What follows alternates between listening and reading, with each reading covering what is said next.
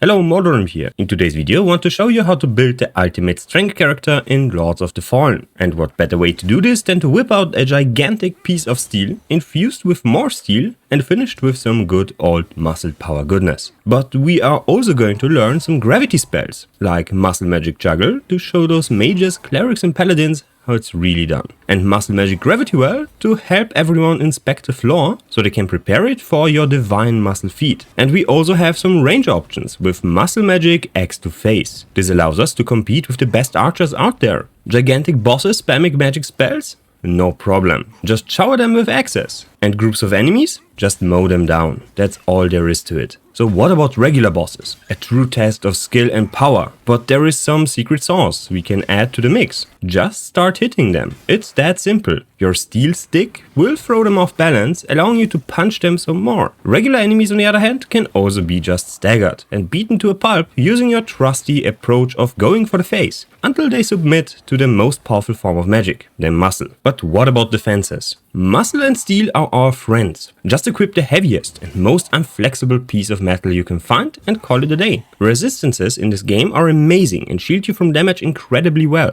The increased amount of poise through the weight will also make it possible to trade blows with foes without getting staggered, until you stagger them. Blocking and dodging are however also perfectly fine approaches to negating harm from your pristine muscle. Now with the introduction out of the way, let's talk about the stats and starting class first. The obvious choice is the Werewolf, giving us access to a great longsword right from the get-go, as well as our first spell, Axe to Face. A great way to dispose of pesky fans from afar. Upgrade those weapons until you find a great sword and a bigger axe or similar steel-infused spell later in the game. The stat you want to aim for early is Vitality until 15. You don't actually need more with good utilization of the block and dodge feature, at least not for now. For those of you that need a bit more, you can sacrifice some early strength for it, but keep it to around 20 max. You need to boost your strength afterwards so you can upgrade to a better weapon. But you also need agility to 20. This is the strength based version. The agility based version will need 25 agility and 15 strength. You will also need some endurance so you can actually swing your sword. But do this after you get your offensive stats to 25 and 20. Afterwards push your vitality to 25. This is very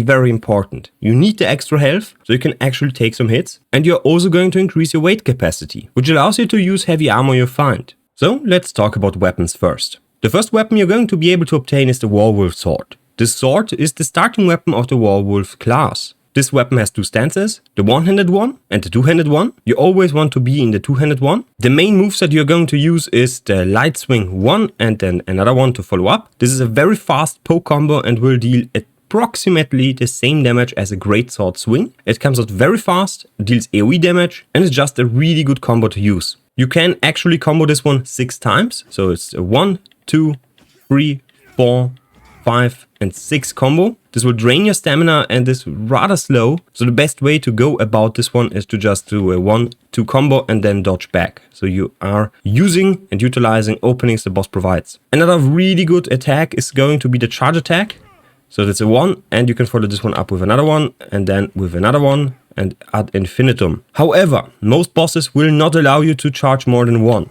So follow this one up with another step. This one is a little bit less damage, but it's much faster and safer to use. So that's the bread and butter combo of this build. When you're sprinting and using a light attack, you're going to deal less damage, but it's a wide sweeping attack. And when you're sprinting and doing a heavy attack, you will do this spin attack. This one is really slow and should be avoided at all costs. Do not use this attack. Go for the light attack if you must. Now this basically sums up the early moveset of this weapon. There is no jump attack in this game, so you're just going to roll. There are no weapon arts. So the next one is going to be the two-handed sword. This one is a grand sword. We have the Pale Butcher for the strength version, and we have the Resh-Mesah sword for the agility and strength build. So this one uses 25 agility and 15 strength. The Pale Butcher uses 25 and 20. The Resh-Mesah sword has the same moveset, has the same range, so the moveset will not change. The only thing that's changing is this one. The Pale Butcher deals a little bit of wither damage, weighs a little bit more, has more wither defense, so when you're blocking, and scales just better with strength. The Resh-Mesah sword will deal a little bit more physical damage and will have a little bit less wither resistance. But the other resistances will increase by 3%. Actually doesn't matter if you go dexterity or strength. I just like strength a little bit more, just thematically. There is a ton of other strength weapons I wanted to try in the game, but ultimately decided to go for the Pale Butcher, so we're going with that. Now the Pale Butcher has a few really good moves. The first one is just a regular attack. You have a 1, 2, 3, 4 and 5 combo to finish it up. Each strike will deal more and more damage in this combo. This combo also deals a ton of stagger damage, so if you are fighting a specific enemy, you want to keep up the pressure, so just keep wailing on them. They will be staggered. Some enemies, like a shield enemy or a caster, is better dealt with the charge attack. This one will throw them up and juggle them in the air. You can follow this one up with a down strike. This will keep them on the ground, deal a ton of damage. However, your stamina is going to be drained. So the better combo is going to be a charge attack, wait a bit, step back, and do another charge attack in the same direction. This will juggle them, and you will still have a little bit of stamina left to dodge roll out of the way, or just sidestep out of the way if you have a target. As for the running attack, go for the charge attack. Those are much better, deal a lot more damage. You can combo those into light attacks very easily and keep up the pressure. The charge attack of the light attack will deal a little bit less damage and will keep you in a very nasty position. A lot of frames are used to recover from the animation and you're locked in place. So if there is someone else attacking you, you will be damaged. So that's not a good idea to use, except for when you need the range. So if you want to hit a caster further back and you want to stop them casting, go for this attack. As to where to find those weapons, the Pale Butcher can be found in the Forsaken Fen, right in the location where the last village is before the first major boss of the game, so before you cleaned one of the pillars. There is a bonfire in the middle, and one of the paths directing you inside the village is going to direct you to a pier, and there you will find a corpse containing this weapon. And the Resh-Mesah sword is found above the arena of the 4th boss. You will need to traverse through the swamp area and climb up a mountain right to the spot where you fall down to the boss arena. There is a corpse there, and this corpse contains this sword. The next weapon is going to be the Bloody Hatchet. The enhanced one has just a ton more damage, so you cannot actually upgrade this one, but you can find a better version. So the enhanced Bloody Hatchet can be found in the Pilgrim's Perch. When you enter the outside, there's going to be a wood walk. At the end of the wood walk, you will find a corpse with the Bloody Hatchet. This one allows us to use the Axe to Face spell, which deals an incredible amount of damage. So you can actually outperform your two-handed weapon by a ton. It's incredible. It has B strength and B agility scaling.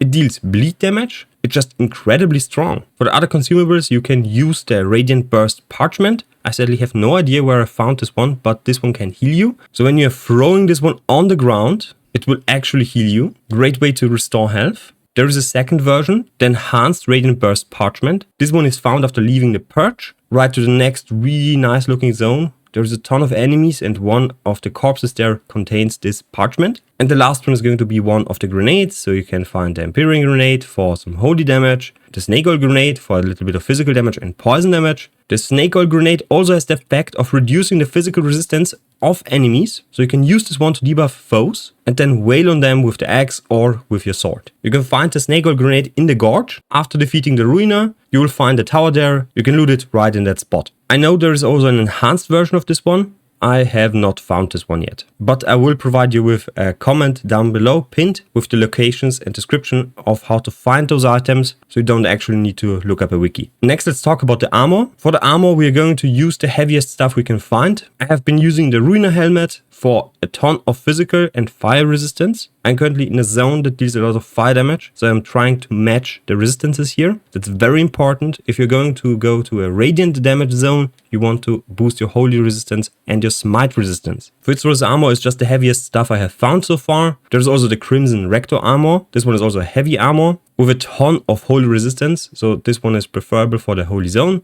This one is preferable for the fire zone. There's also the Angel of Void armor, which boosts your wither resistance. However, this one is a medium torso. We are going for heavy torso to get more poise. So those two should be heavy. For your legs, go for something that's going to give you some resistances. You won't be able to equip heavy armor here. They weigh a ton, and it's usually better to use a heavy helmet and medium gloves, or potentially heavy gloves later on. The weight only increases by like 2 or 3, so it's easier to manage the weight requirements from the gloves and from the helmet than from the legs. but you really want to have a heavy torso. Gives you the most physical mitigation. Physical mitigation is incredibly strong in this game. And try to stay with the encumbrance in the medium range. This will allow you to not fat roll. This will allow you to regenerate your stamina better. And speaking of better stamina regeneration, we can find the Mine Owner's Ring very early on in the game. There is a corpse hanging above the ground. You need to hit it with the axe, then it drops. This will increase your maximum stamina and stamina regeneration rate, which is a more multiplier to the stamina regeneration. So if you have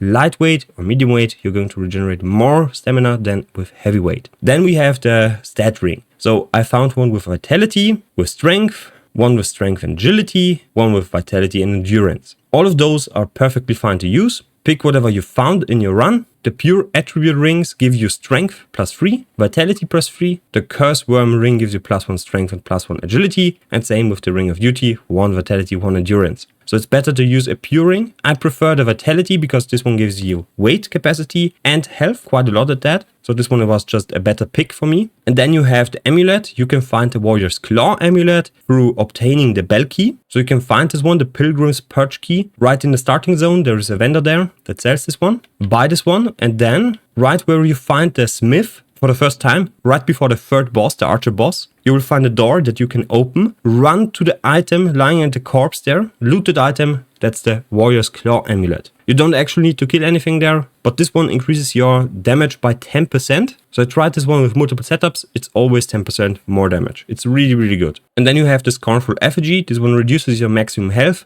by 50% and increases the damage you deal. However, damage you deal will only increase around 20%, so it's absolutely not worth it to pick this one if you have high health. Go for the Warrior's Claw amulet. Will give you the most. And lastly, let's talk about the runes. You have a multitude of things you can choose here. The first one you're going to access is the 80th rune. This one can be bought right at the smith. Use this one for the early game, but once you find the Halcyon rune, go for this one. It increases your damage more than the strength scaling. You do not have enough strength scaling to offset the increased physical damage. If you're struggling with weight capacity, go for the Ixion rune. The Ixion rune will reduce your weight by 8 with this weapon specifically. So with the Pale Butcher, this one is really worth it because it's 8 vitality, so you get a ton of extra weight capacity you can use on defenses. The Rook rune deals a little bit more posture damage, but I did not found this one to be worth it. And so far, the best rune I have found is the Ixion rune. So if you do not have around, I think, 50 strength or 55 strength, something around that, this one outperforms every strength scaling rune. It increases your physical damage by a substantial amount. I think it's 25% or 20%, but it's really a lot, and it does not decrease your strength scaling. So that's the most important part. You can equip with the Pale Butcher 2 strength runes. So it's strength, dexterity, strength for upgrading. And for the dexterity one, you can go for Grievous Strikes or for the Ixion rune and the Xayah's rune to reduce the weight of the weapon. There is a few choices here. Just go for whatever fits your current setup. Like I already mentioned, you will find down below in the comments a list of what you want to have on a build with descriptions how to obtain those items. With that said, this sums up the build guide. If you found this one helpful, please leave a like. If you have any questions or remarks, please comment down below. Subscribe if you haven't already, and you can join the channel membership or leave a donation if you have the spare coin. So see you next time and bye.